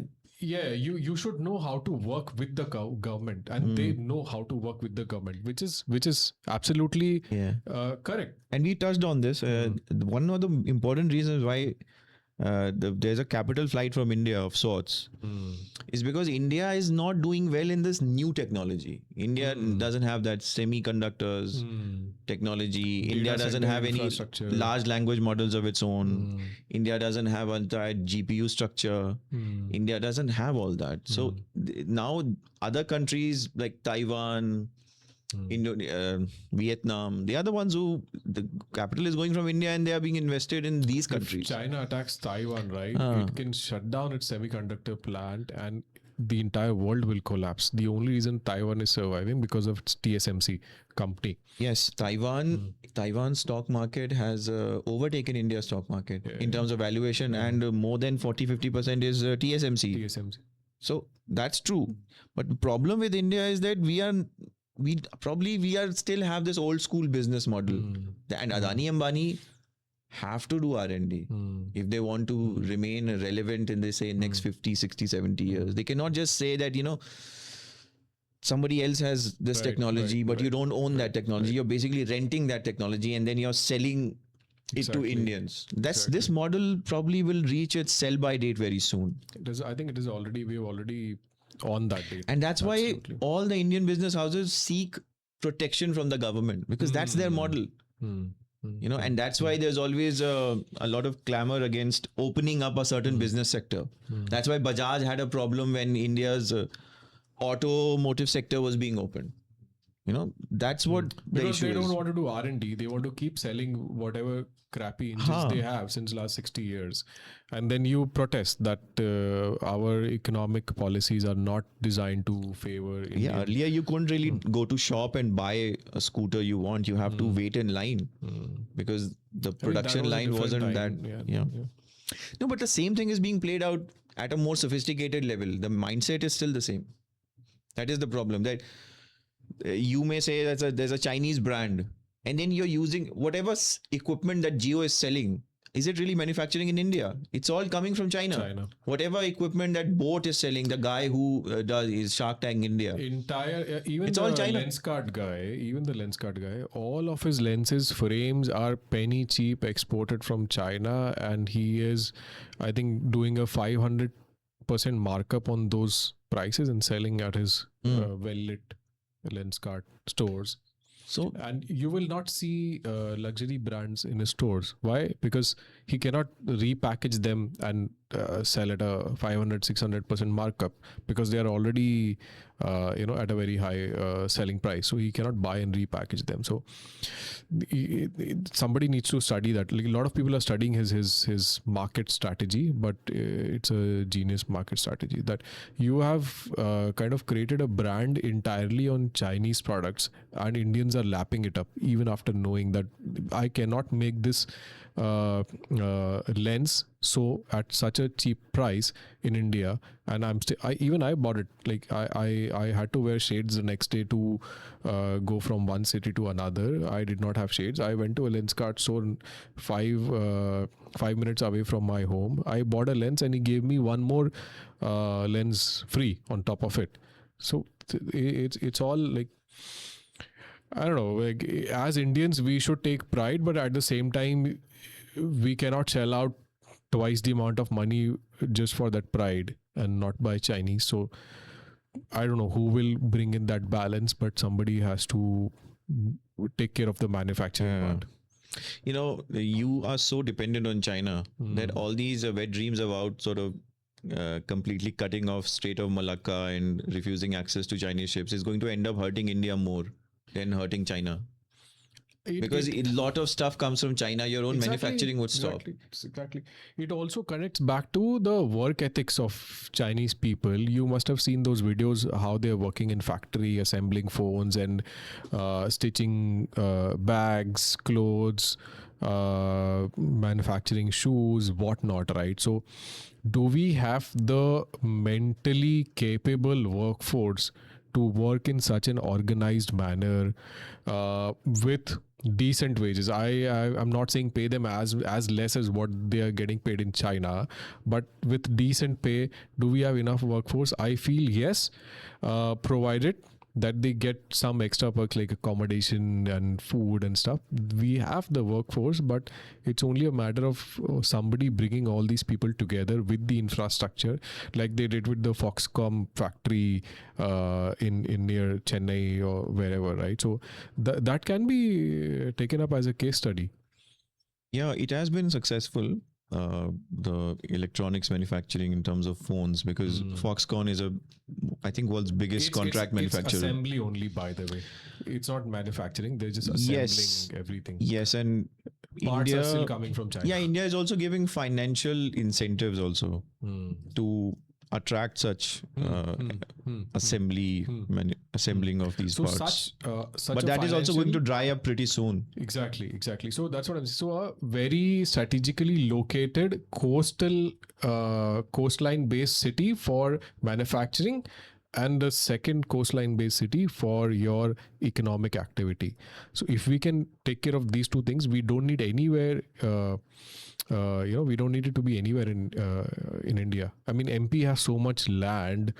Of course, agriculture land has to be preserved, but besides that, also we have so much land. Connectivity is also improving, but if we can start from coastal cities, nothing better. What do you think about the issue? What do you think about that? MP. MP is like nobody really talks about MP. MP has ended up becoming sort of almost like a non-entity in Indian politics. Why do you think that is? I feel it should stay the same way. I'm happy MP not being recognized or given its worth or cultural weight in terms of its importance in Indian history. I'm okay with everything because it is preserving what we have in a way. Yeah. And we are not being scavenged by capitalists, so to speak. If we open up and we aggressively pursue commercialization or open up manufacturing or give up land to set up manufacturing, I feel that we will lose the charm of MP or who we are as an entity, or our thought process or laid back culture, simplicity. All those things will fade away, not immediately, but gradually in 20, 30, 40, 50 years. I mean, what's the point and what's so charming about MP that all its youth migrates to other states? See, it's about jobs. So it becomes a retirement home. I'm studying for a certain degree. That degree offers me no job in MP. So I go to where I'll get a job from that degree. So it's a choice driven by what is the best opportunity or what is the best studying opportunity I can take that will give me a job. So if somebody opens up TCS as they did in Indore, I will join TCS, work somewhere for 6 months, then ask for a transfer in Indore. So I can travel between Indore and Bhopal in 3-4 hours, see my family also. People do that, but it has to be done in a more expansive way infrastructurally. People will not move out. MP is so large that they had to even though you may see some development in the capital, or you may see some development in Indore, but in other cities, things are not that good because MP, unfortunately, just does not get that. Maybe no infrastructure push. Like you have a BrahMos and some ordnance factories in UP. None of that sort of information is coming out as far as MP is concerned. Like there's no fresh push because one of the reasons could be that BJP is so secure in MP. Like 29 out of 29 seats. Then party does become a little, complacent that we have the state. That we have the state in the bag. No matter what we do, we'll always win 24, 25 seats. It's not that. See, there is no radical policy that can kind of supercharge its economy. But see, that's the point. Even though MP should be the beneficiary of every single infrastructure push because it's right in the middle of the geography. That's the point. Do people actually want the economy to be supercharged? Why not? I don't think so. Why not? Everyone wants that, and at least all the young people of MP definitely want to have more jobs and have more economic activity. I think that's what I'm saying, that this sort of boomer mentality may try to say, no, capitalism is bad. But, capitalism is the reason that India has some kind of affluence, some level of prosperity, and it can kind of hold its own against. And geographically, we are very well positioned to do that. We have proximity, like 1 hour flights and to Mumbai, Delhi, and 90 minutes to Calcutta also. So geographically, I will say yes. But again, so I think we should do it in a controlled manner, not expose everything suddenly. Foreign capital influx and industry setting up everywhere. It can have a sort of negative impact on the fragile ecosystem, how people are used to a certain way of life. But yes, money coming in is never a bad thing. Like people will earn more, like they'll have more spending power, per capita income will increase. which is not a bad thing. You know, Because all right the now- metrics are there for because success. if I go to cities like Pune and Mumbai for the same Uber ride, which I pay 100 in MP, I pay 350 rupees there for the same distance, right? So this is exactly where I feel I'm hemorrhaging money if I move out of MP, right? So it can also become a case here. So to play devil's advocate, I don't want 350 or 400 rupee Uber ride here just because certain people can afford it. Mind you, even in Pune, Mumbai, not everyone can afford a 400 rupee Uber ride, right? So I don't want that to be the case here also. But even if people are shelling out 400 rupees for an Uber ride, they probably have the capacity to pay 10 times of that because they are Exactly, but making more see, money. My point is, And only ordinary 10% people are of there in the Pune as well, and they are not taking Uber. They are taking maybe Rapid Egg, whatever. It increases in the same proportion, right? So I pay 80 rupees for auto, I pay 150 there. So it same proportionally increases there. But see, not every, see, in Pune, maybe 80% of people have the capacity, but in MP, only maybe 50% of people will have that capacity, right? So again, so it comes down to how many people can actually afford that lifestyle or cost of living. So again, that's why I'm saying it has to be done gradually, where more people come under the coverage of that infrastructure. If only 10% of people are, linked to that hyper modern infrastructure, which has everything at a global standard, what will the 90% of population do to survive, right? Cost of living will go up for them also. So it has to be all inclusive. I'm not against in that sense, but it has to cover at least 80% of the population. I think that takes care of itself. I think poor people are there in every big city of India. Like even in Mumbai, there are people who live in chawls and they're still making money. They're still surviving. Do you think? But I would 100% like to have a Mumbai-like city in MP. No, but I don't it want doesn't people matter living in if chawls in MP. I don't want that. No, I'm not saying that. That also has to do with a lot of other things also. Nobody will choose to live in a chawl if they have a choice, right? So see, this is where local governance and policy and all these municipal regulations are also the reason why there are a lot of chawls in Mumbai. A lot of people live in those cities because construction is scarcity of land basically, and they don't want to move out. Yeah, but they also were not. They were also against the high-rise buildings also. Like Mumbai, the kind of city it is, it has little. But if doesn't have that many high-rise buildings. The one outlier example, they were creating those buildings in Dharavi, right? High-rise buildings and moving people out of chawls into high-rise. What they have planned is, or what they're already doing, they are renting out those apartments and going back to living in chawls. So they've become so accustomed to that lifestyle or way of living that they feel that, okay, I need money, I don't need a better living condition.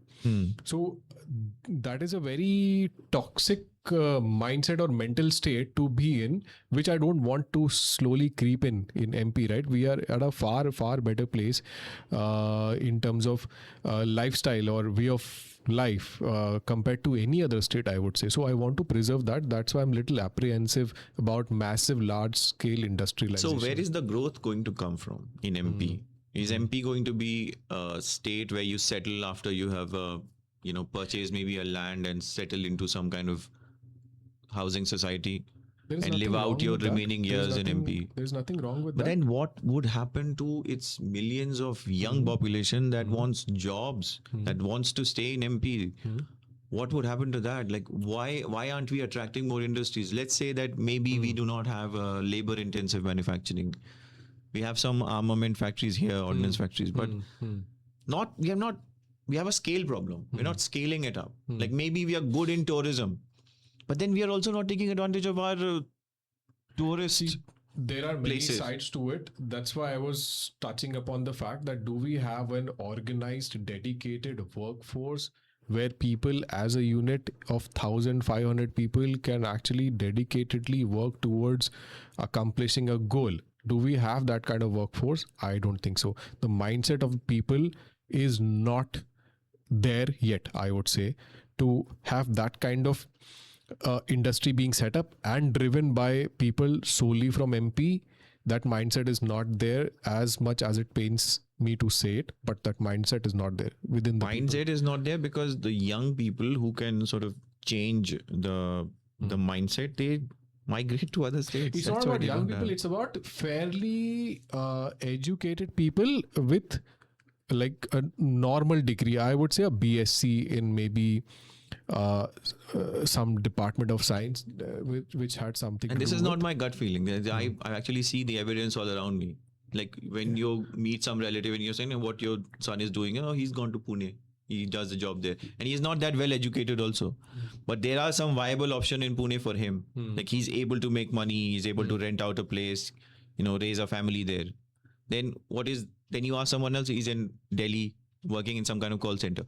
My point is that there's just no job opportunities here. Why then the youth is migrating? You're not going to get young blood into your workforce because you keep hemorrhaging that talent away, right? And this is why it's I mean, if you take example of call center, nobody's stopping anyone from opening a call center on the outskirts of Indore or Bhopal or any other like tier 1 city in MP. Nobody's stopping anyone, but it's not happening. I don't know, maybe the investors and government is not very, like, they're not in sync. one of the big reasons why this is happening is because the state government does not have funds for capital expenditure. They have funds. They do not have it. It's one of the most indebted state governments. That's because you have uncontrollable expenses on these Ladli schemes and all those schemes and public welfare That's what I'm schemes. saying. They have to borrow so much funds. In order to pay salary, they have to borrow funds. See, the government will never infuse all of their funds into infrastructure project. They will hire or bring a collaborator like IBM or some data center company like Entity who will invest in that project and own that project and reap the profits out of that project. It's about political vision and the... Exactly. If I can think that, the government can also think. I'm not a You need courage. visionary. You need courage to execute that vision. Why is that Yogi is not giving any cash transfer? UP, I mean, it's the most political state in the country. Why is he not giving any cash transfer? Why is he not doing any equivalent Ladli Behna Yojana? Instead, there's so many expressways coming. Whereas in per capita income, UP is, I think, behind MP. I don't know. So MP is still in a better position per capita wise. Why is it that then in order to win elections, you have to give this god awful cash transfer scheme? See, which is hemorrhaging state finances and also, kind of hamstringing your future. Your capacity to spend money in future also is reduced. That's where it comes back to what I was saying. Like, do we have people who are willing to stand in an assembly line for 8 hours and work their ass off in order to get a certain higher level of pay? There are just opportunities are just not there because of a lack of vision. I will contest that. We may find, if we need 500, we may find 250, 300 people, but maybe if the opportunity comes, people will come up. Maybe I'm wrong. Let me give you an example of Singapore. Lee Kuan Yew, right?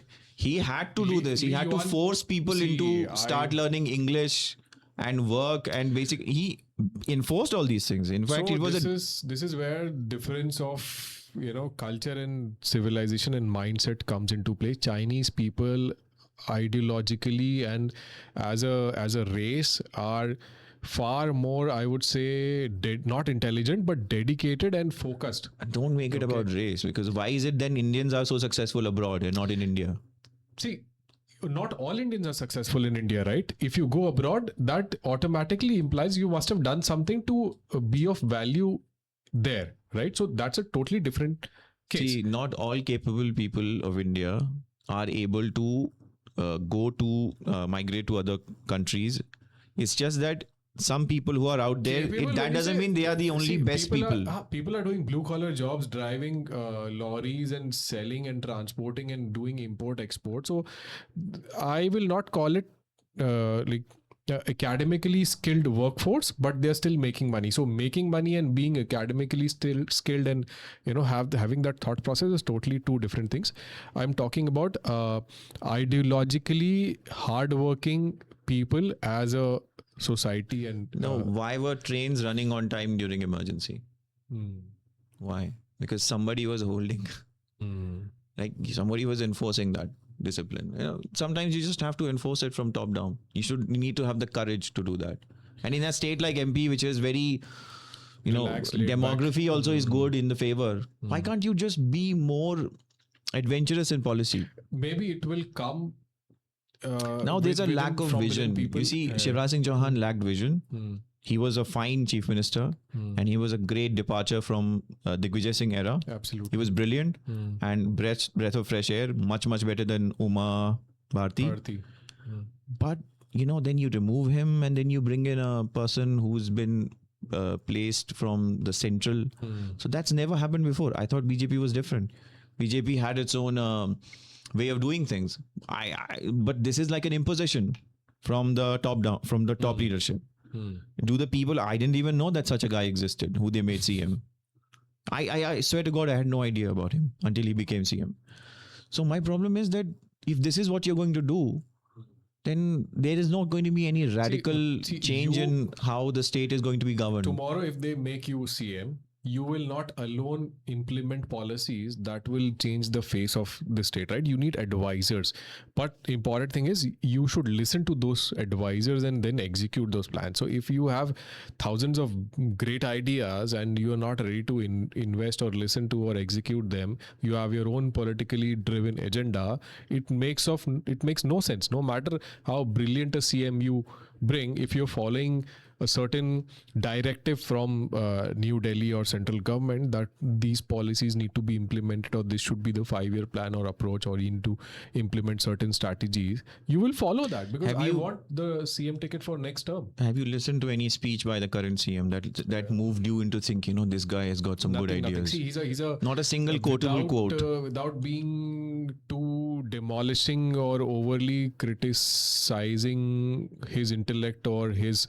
He has multiple PhDs apparently. Yeah, I mean, yeah. So as very well educated. Yeah, as a visionary, he may not be there where we need him as a CM, but at the same time, he has advisors, right? He has IAS principal secretaries, people who are way more qualified in creating and executing policies and deciding the future of the state. So he alone does not have the burden of executing and thinking about the fate of the state. But he needs to listen, and BJP needs to listen to advisors, which is not happening because BJP is too complacent.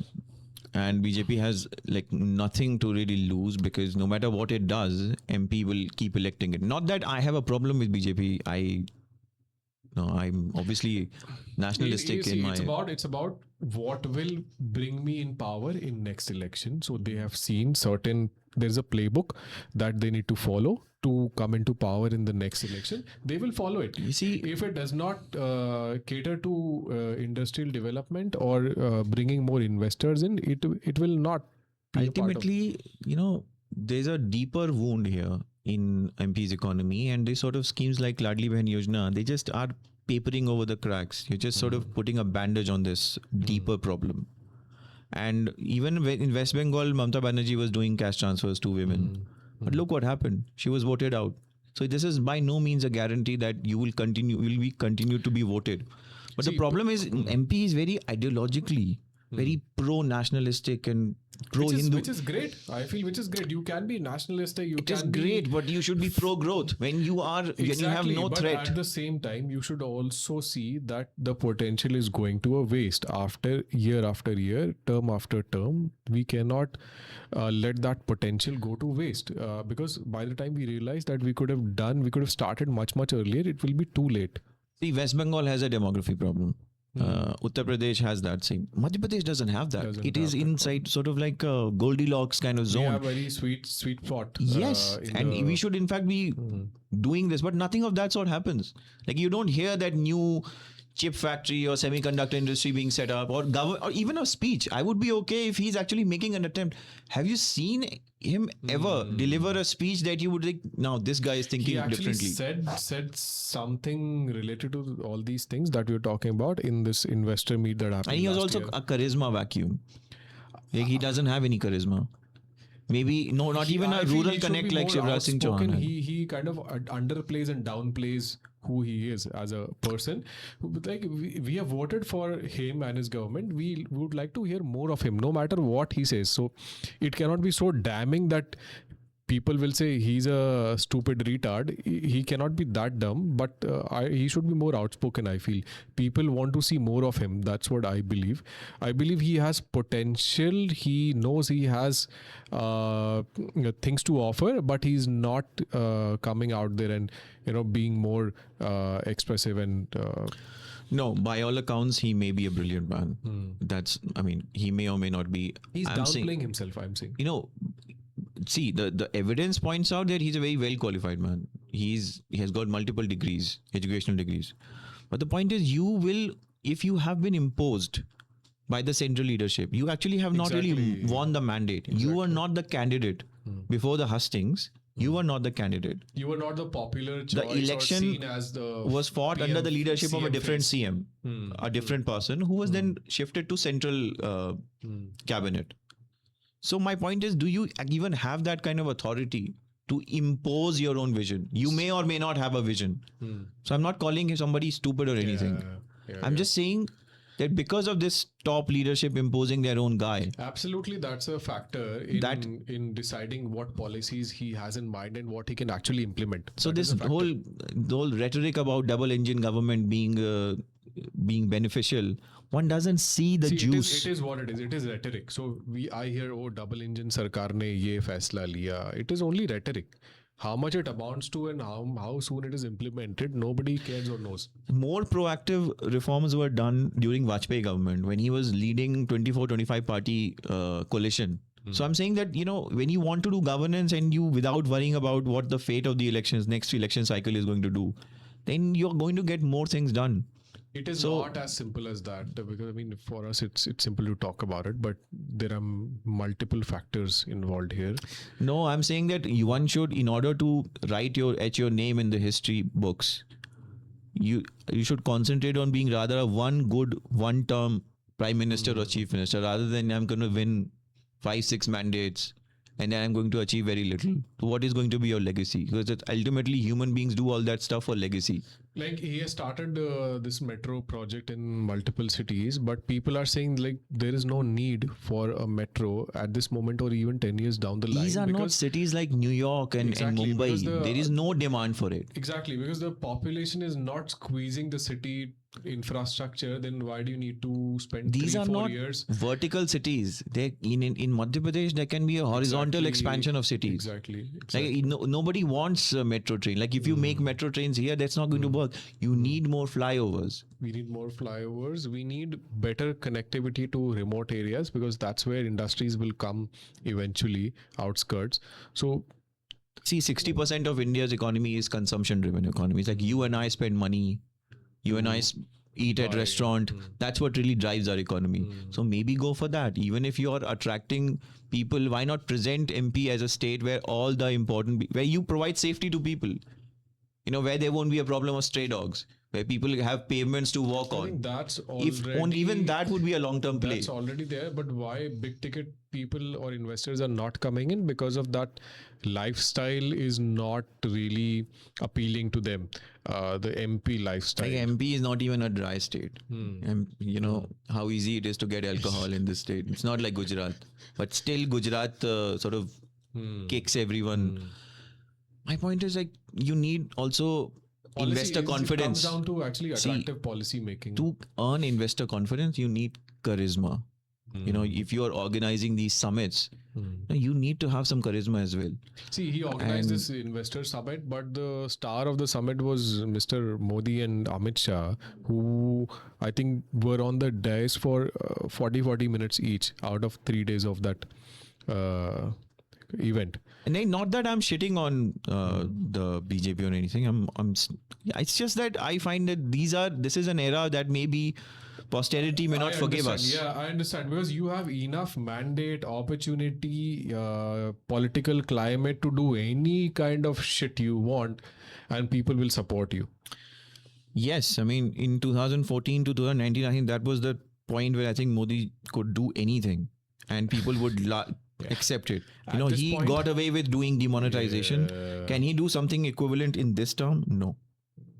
So point is that But there are in MP we have that kind of climate that he can we still have propose that. whatever We still have he that. wants. RSS is super powerful in MP. Super powerful. Its grassroots connect is brilliant. So yeah, but people don't understand capitalism. People shit on capitalism, even though they are the beneficiaries of capitalism. If there would be no capitalism, they would. Yeah, I mean, you and There me wouldn't be are- abundance of this many cars in the market. This many, there's a choice now.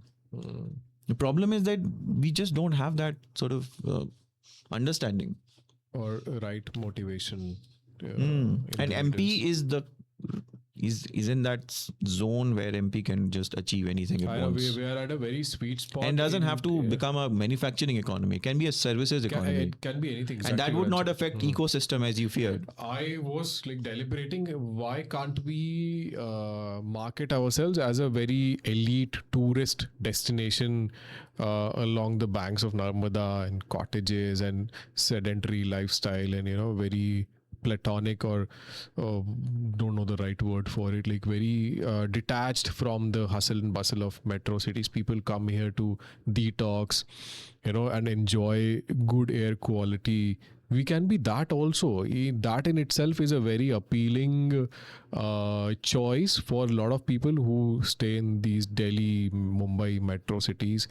I feel it when I travel to these cities and come back. I feel that breath of fresh air and change, even in cities. Think about what we can achieve if we do this in some like fertile lands between inside forests, small huts, cottages, and market them properly. It still exists, but we are not marketing it as a lifestyle or something that you can escape to. Do you think there should be more parks as well? Definitely. Parks are so overcrowded. It feels like luxury. But nothing stops government from using its so much land it has, convert them into parks, make it livable, have something. Our parks are filled with Are you talking about national parks or like zoos? I'm talking normal parks where humans can sort of walk. Okay, without animals and Simple parks where you can sit on. I was on. thinking of zoo with animals, but you mean normal parks? Yeah. We don't have enough of them in the city. I mean, nobody thinks about it. Even I was talking to my family yesterday. I told them about the place where you live. I told them that they thought of everything, but they could not manage enough trees. In my opinion, there should have been more trees. Where you and societies like where you live, other societies, they should have at least reserved 30 to 40% of areas for trees, and people would have paid for that land also to be a part of their society. I don't know if you have some greenery in your society or not. There are parks, but it all feels very premium. Like they put a premium on it. Like there's so many restrictions, that you cannot play there. It should be an abundance of these things, and it's not even like India has a lack of land. I mean, there is enough land in India. See, we all know this. If you give something for free, right, people don't respect it, or they are not educated, or the mindset is not well formed to kind of respect the infrastructure or the privilege that they have of having a free lush green park with clean benches, clean air. So for how long will we respect that thing or luxury that is provided to us? I don't know. As a community, so it is up to us to maintain them and keep them the way they were handed over to us.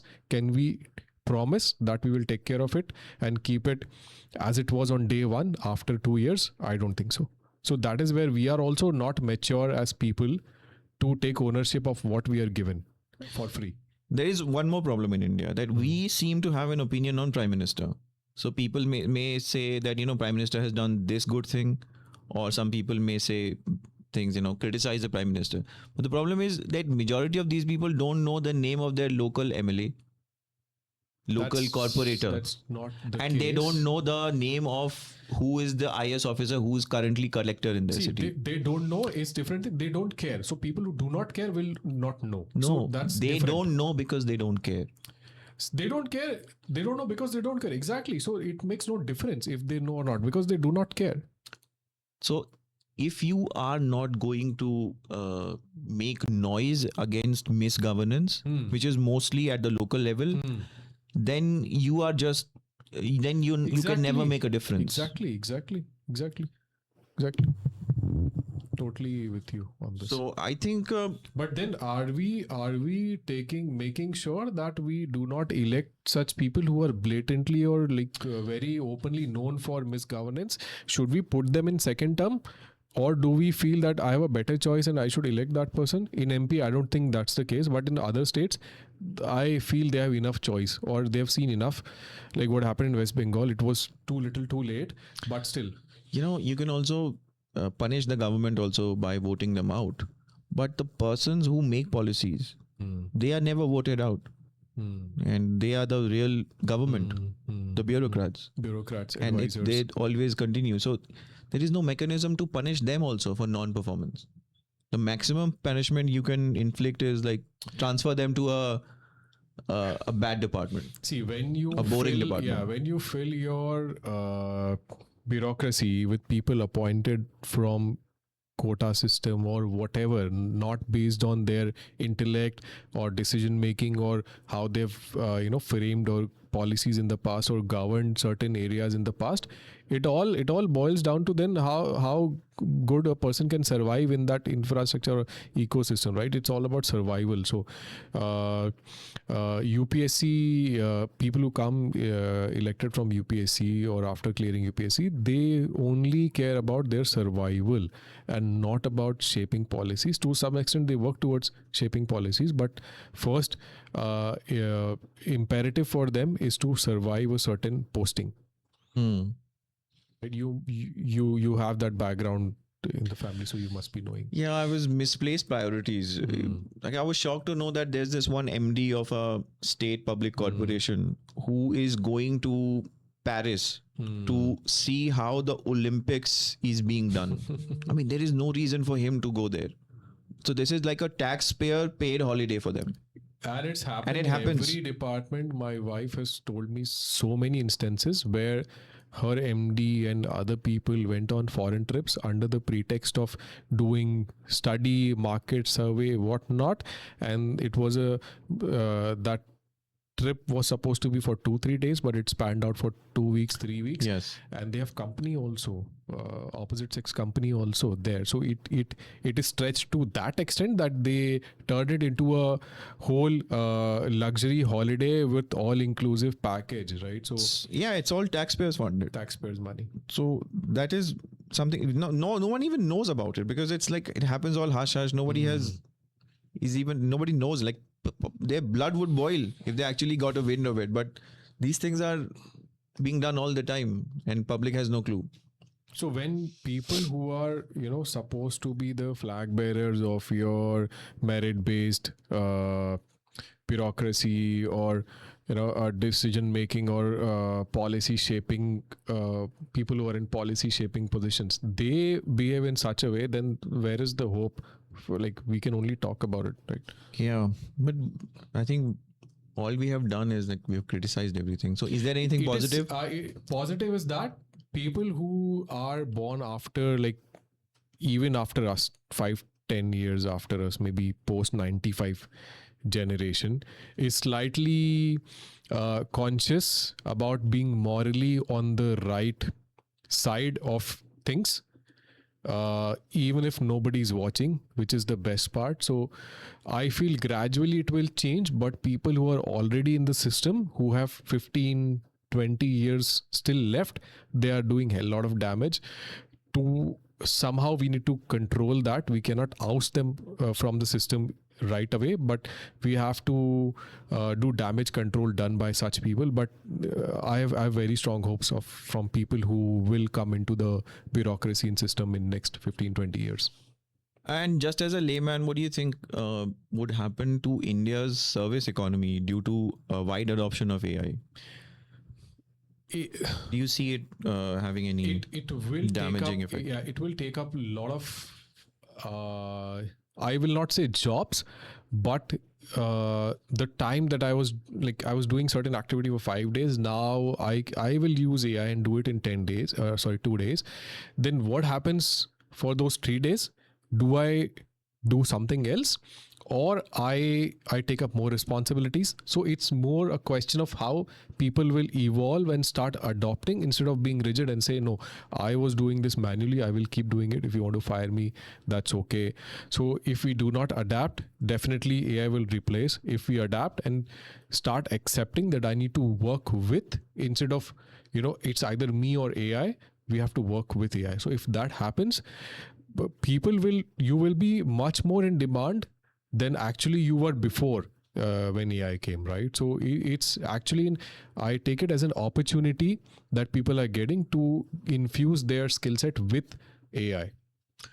Yeah, there's a palpable anxiety amongst the young people that this is a period of uncertainty, that we don't know what is going to happen. We have no idea whether there's going to be mass reduction in jobs, and how would be consumerism affected? How would consume all the stuff that AI would be churning out? Would there be complete decimation of prices? Like there would be service economy is going to be hit, but what would happen to manufacturing? And just when we thought that young Indians would be there for takeoff, this AI disruption has taken place.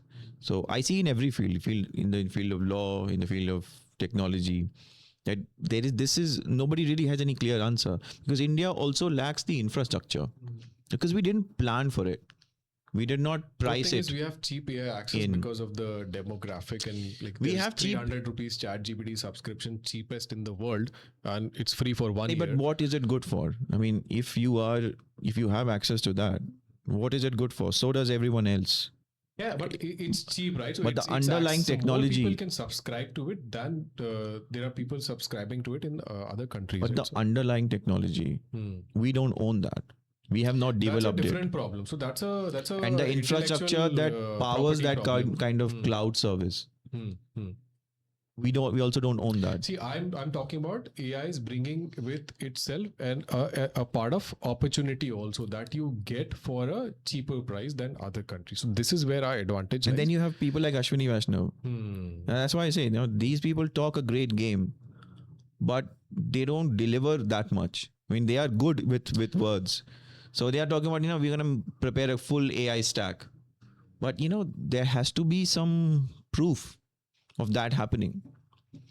You had all these talks about server AI, and then Ola guy was also talking about it. But these are all wrappers. We don't know the underlying mechanism behind what's powering it. Yeah, if you even walk the talk I'm not walking. I'm just you are 10% what they are claiming. It will make a huge difference. So you and me know that if they even do 10% of what they are actually claiming on screen, it will make a hell of impact. But not everyone knows this. They see what they're saying on screen. Okay, they will say, okay, I think this has been implemented or in the process of being implemented. So they take it as on face value.